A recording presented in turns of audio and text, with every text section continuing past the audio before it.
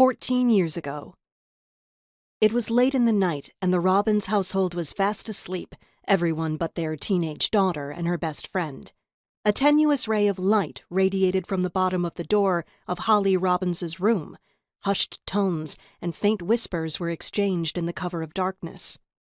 Holly's cheeks ached as she smiled at her best friend, Jess Everett. The two girls were thick as thieves and had been friends since they were in pre-K. Jess had recently come out to Holly and her family. She was as gay as the day is long. It didn't come as a shock to anybody, especially not Holly. She was just happy Jess was finally living her truth. That night, they were reminiscing about how far they had come, making plans for the future and thinking about life outside of their small town. "Can you believe we're 18?" Jess asked as she stared at the ceiling. "It feels like it was just yesterday that we were starting at school. Now we're going off to college, looking for jobs. It's crazy how fast things are going." She trailed off. "I know what you mean. Chad's been bugging me about our future. I'm only 18. I don't know what I want or where I'll be," Holly admitted. Jess turned her head and studied Holly's expression. Her silky blonde curls fanned around her like a golden halo, brows furrowed and lips pursed as she thought about her future. "Your future together? Didn't you only just start seeing him?" Jess snorted. "Yeah, like a month ago, but he's really clingy," Holly admitted. "It must be nice for you, not being tied down to anything." If only you knew, Jess thought. She didn't dare tell Holly, but for as long as she knew, she had been completely besotted with her.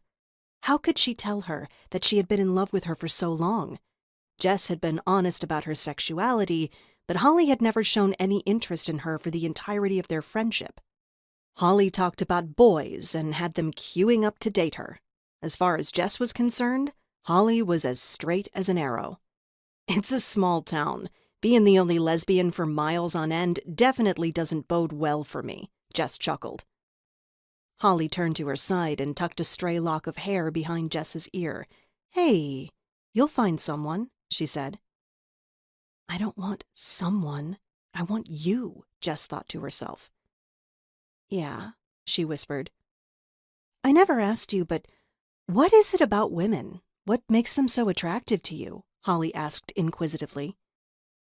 Jess stared back at her, surprised by the question. She tucked her hand under her chin and cradled her face as she spoke. "The softness, the curve of a woman, everything about them, you know?"